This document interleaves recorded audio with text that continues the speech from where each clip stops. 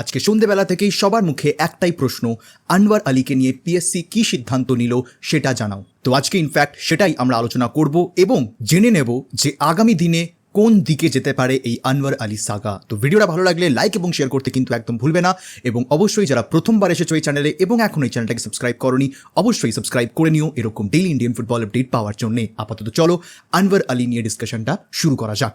তো ফার্স্টেই তোমাদেরকে বলে দিই যে আমি অনেক দিন ধরেই আলোচনা এটা করে আসছি। ইনফ্যাক্ট রিসেন্ট কয়েকটা ভিডিওস যেখানে আমি আনওয়ার আলীকে নিয়ে আলোচনা করেছি, আমি পরিষ্কারভাবে বলে দিয়েছিলাম যে ফার্স্ট ডেতেই ভার্ডিক্ট না আসারও কিন্তু চান্সেস রয়েছে। পিএসসি ফার্স্ট ডেতে জাস্ট দুই পক্ষের বক্তব্য শুনবে, লিগ্যালিটিসগুলো দেখবে এবং তারপরে সাবসিকুয়েন্ট হিয়ারিংস হবে এবং সেখান থেকে দাঁড়িয়ে তারপরে গিয়ে ভার্ডিক্ট বেরোবে পিএসসির যে আনওয়ার আলী যে টার্মিনেশনটা করেছেন মোহনবাগান সুপার জায়েন্টের কন্ট্রাক্টের, সেই টার্মিনেশনটা ভ্যালিড নাকি ইনভ্যালিড। তো সেক্ষেত্রে দাঁড়িয়ে আজকে 2 অগস্ট বিকেল 4টের সময় ভার্চুয়াল মিটিংয়ে পিএসসির committee Anwar Ali versus Mohun Bagan super জায়েন্টের যে কেস সেটার হিয়ারিং করেছে এবং সেই হিয়ারিংয়ে তারা অ্যাকনলেজ করেছে এবং অ্যাকসেপ্ট করেছে যে Anwar Ali Mohun Bagan super জায়েন্টের contract terminate করেছে এবং সেই টার্মিনেশন পর্যন্ত পিএসসি কিন্তু অ্যাকসেপ্ট করেছে যে হ্যাঁ, আনওয়ার আলীর এই টার্মিনেশন ভ্যালিড, এবং তারা মোহনবাগান সুপার জায়েন্টকে এনওসি দেওয়ার নির্দেশ দিয়েছে, যেটা মোহনবাগান সুপার জায়েন্ট বলেছে যে ওকে ফাইন, আমরা এনওসি দিয়ে দেবো। এটা কিন্তু একটা জাস্ট পার্ট স্টোরিটার, এখানে কিন্তু আরেকটাও পার্ট রয়েছে। সো বেসিক্যালি এখন যে সিচুয়েশনটা দাঁড়িয়ে রয়েছে, আনওয়ার আলীর এনওসি একবার মোহনবাগান দিয়ে দিলে, যেটা পিএসসি নির্দেশ দিয়েছে দিতে, সেটা দিয়ে দিলে কিন্তু আর আনওয়ার আলী মোহনবাগান সুপার জায়েন্টের প্লেয়ার থাকবেন না এবং তিনি যে কোনো ক্লাবে গিয়ে সই করতে পারেন। এটা গেল একটা পার্ট। এর সাথে কিন্তু আর একটা পার্টও জড়িয়ে রয়েছে, যেই কারণে পিএসসি কোনো রকমের ভার্ডিক্ট আজকের ডেটে দেয়নি। তারা বলেছে যে আমাদের একটু সময় দাও, আমরা এটার উপরে ভার্ডিক্ট আরও কয়েকদিন পরে দেবো। সেটা সম্ভবত শোনা যাচ্ছে 2-3 দিন পরে হতে পারে বা তার চেয়ে বেশিও সময় কিন্তু লাগতে পারে। এবার এই যে আরেকটা পার্ট, সেই পার্টটা কি, মোহনবাগান বলেছে যে ফাইন, আমি এনওসি তোমাদেরকে দিয়ে দেবো, আমার কোনো অসুবিধা নেই, কিন্তু যেই টার্মিনেশনটা আনওয়ার আলী করেছেন, যেই টার্মিনেশনটা পিএসসি অ্যাকসেপ্ট করেছে, সেই টার্মিনেশনটা ইজ অ্যান আনজাস্ট টার্মিনেশন। অর্থাৎ আনওয়ার আলী যদি এবং যেই মুহূর্তে মোহনবাগান থেকে এনওসি নেবেন বা নেওয়ার যে পরিকল্পনা করেছেন, সেই মুহূর্তেই কিন্তু মোহনবাগান এই জিনিসটা বলেছে যে আমি তোমাকে এনওসি দিচ্ছি, কিন্তু তুমি যে টার্মিনেশনটা করেছো this is an unjust termination এবং সেটার কম্পেনসেশন তোমাকে দিতে হবে। এবং পিএসসির কাছেও অ্যাপিল করা হয়েছে যাতে একটা এক্সাম্পল সেট করা যায়, যাতে আর অন্য কোনো প্লেয়ার এরকম আনজাস্ট টার্মিনেশন না করতে পারে। এবার সেই ক্ষেত্রে দাঁড়িয়ে পুরো বিষয়টা এখন দুটো অপশনসে গিয়ে দাঁড়িয়ে রয়েছে।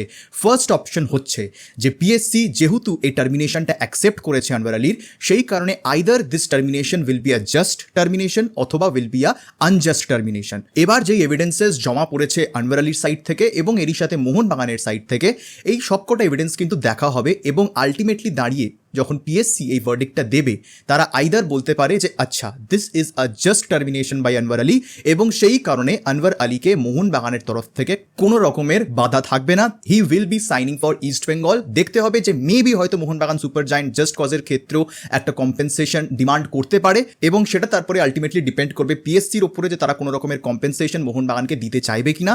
বাট আনওয়ার আলীর কোনো রকমের বাধা নেই আপকামিং সিজনটা খেলতে। এবার যদি এই আনজাস্ট টার্মিনেশন প্রুভ হয়, যেটা মোহনবাগান বারবার বলছে যে আমি তোমাকে এনওসি দিয়ে দিচ্ছি, আমার কোনো অসুবিধা নেই, কিন্তু যেই মুহূর্তে আমি এনওসি দিচ্ছি this is going to be an unjust termination. এবার সেক্ষেত্রে যদি এই আনজাস্ট টার্মিনেশন প্রুভ হয় আনওয়ার আলীর সাইড থেকে, তাহলে কিন্তু মোহনবাগান ডিমান্ড করেছে প্লেয়ার ব্যান, এবং যেই দুটি ক্লাব ইনভলভড রয়েছে এই টার্মিনেশনের পেছনে, সেই দুটি ক্লাবকেও যাতে ট্রান্সফার ব্যান দেওয়া হয় সেটারও আপিল কিন্তু পিএসসির কাছে মোহনবাগান সুপার জায়েন্টের উকিলরা রেখেছে।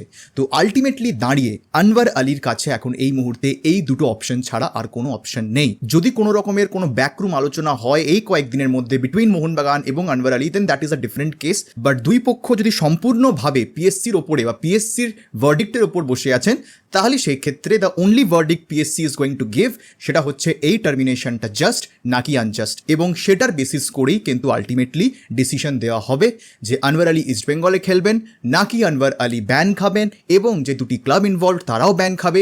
এই সম্পূর্ণ কয়েকটা জিনিস কিন্তু ডিপেন্ড করছে পিএসসির ভার্ডিক্টের ওপরে, যেটা আসবে কয়েকদিনের মধ্যেই। তো আমাদের সেটারই কিন্তু অপেক্ষা করতে হবে। তো আলটিমেটলি আনওয়ার আলীর আজকের এই পিএসসির হিয়ারিংয়ে এটাই হচ্ছে আউটকাম। তো অবশ্যই ভাবে তোমরা জানিও যে তোমাদের কি মতামত এই পুরো বিষয়টা নিয়ে, তোমরা কিরকমভাবে দেখছো সেটা কমেন্ট সেকশনে জানাতে কিন্তু একদম ভুলবে না। আপাতত আজকের এই ভিডিওটা আমি এখানে শেষ করছি, দেখা হবে তোমাদের সাথে পরের ভিডিওতে। আর এই ভিডিওটা দেখার জন্য তোমাদের সবাইকে জানাবো ধন্যবাদ।